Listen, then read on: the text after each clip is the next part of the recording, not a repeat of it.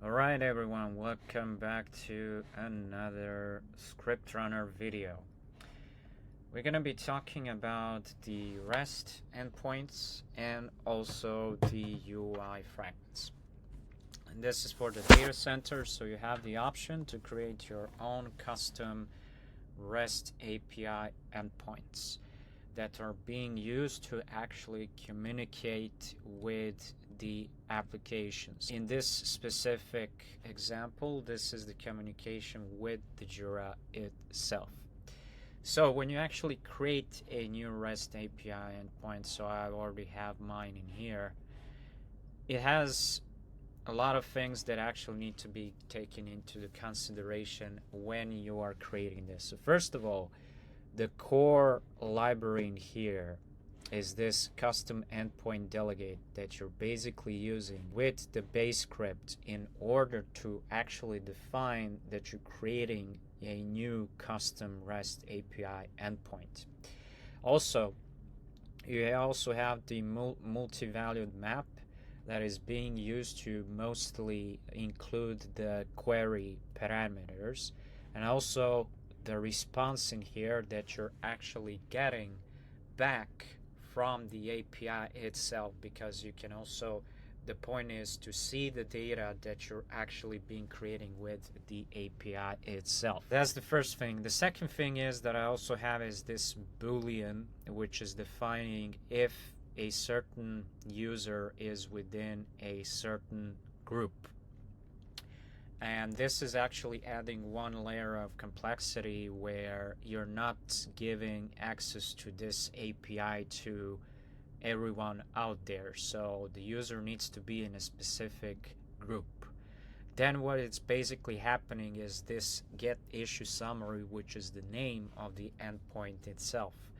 And it is continued with the HTTP method. Here I was actually using the get method.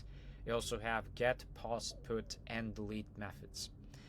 Of course, what it's actually using in here is component accessor, and it's taking the logged in user, but you can actually use the HAPI here to actually just type in users.loggedInUser, and that's it. Now there is a defined string in here that you actually needs to be in the required group, which is the Jira administrators. If you're not, you cannot read the REST API data.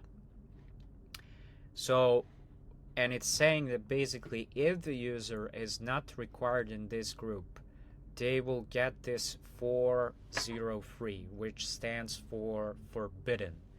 And it's actually saying that forbidden, and it's saying the user must be in the group, and it's going to say to them in what group they actually need to be in order to access this specific API.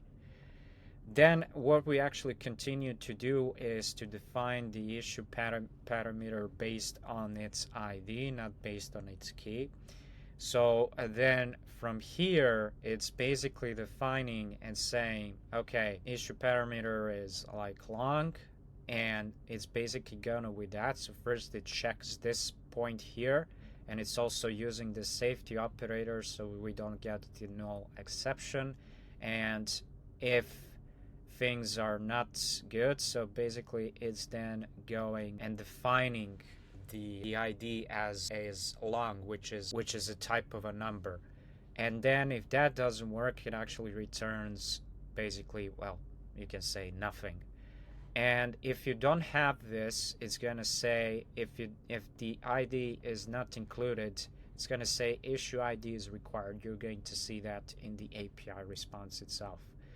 Alright, but then again, it's saying if the overall issue is basically not there, it's going to return 404, which is defined for not found. It's going to say the issue is not found. Otherwise, when everything is okay, it's saying the issue summary has been successfully retrieved, and this is actually being returned into the JSON format, which is something that you're actually using.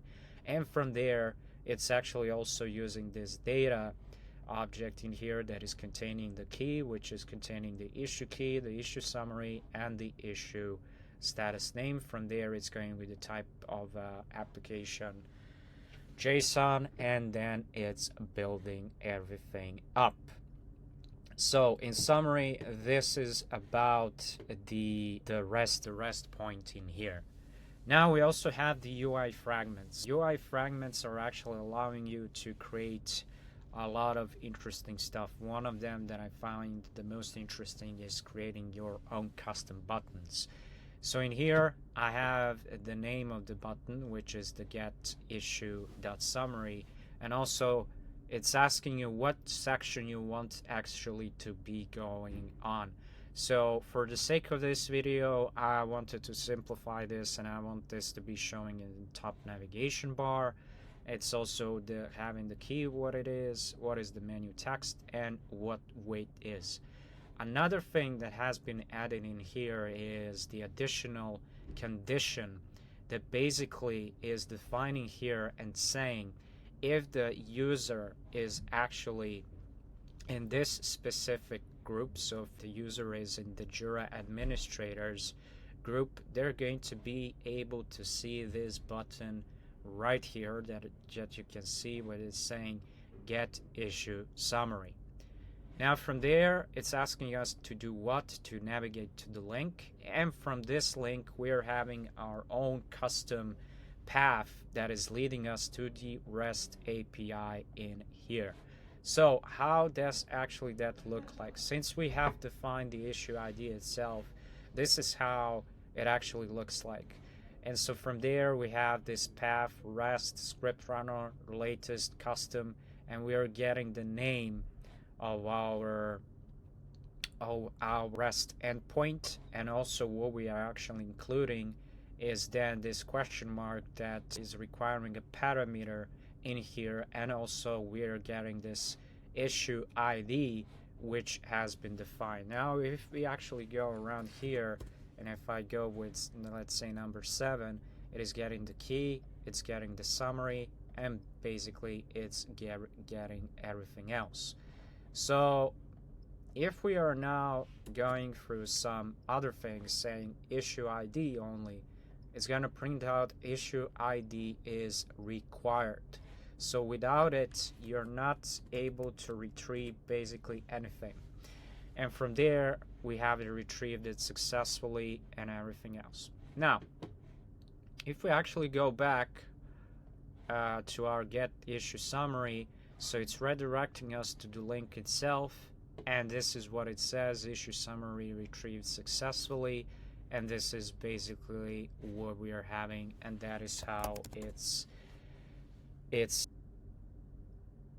returning to the specific summary and everything else. So that is what the get issue summary is getting. Now, what is going to happen in here is I have, if I go to my user management in here, and I have this group which is named CEO. So for example, if I change it from here and I just type in CEO, I update this, and if I refresh my page, the button here is gone, because only the people from the group CEO are available to actually do this. So if they're not part of it, nothing is going to, this UI fragment will be hidden from them. So if I go back and return this to the Jira administrators, we're going to see the button again.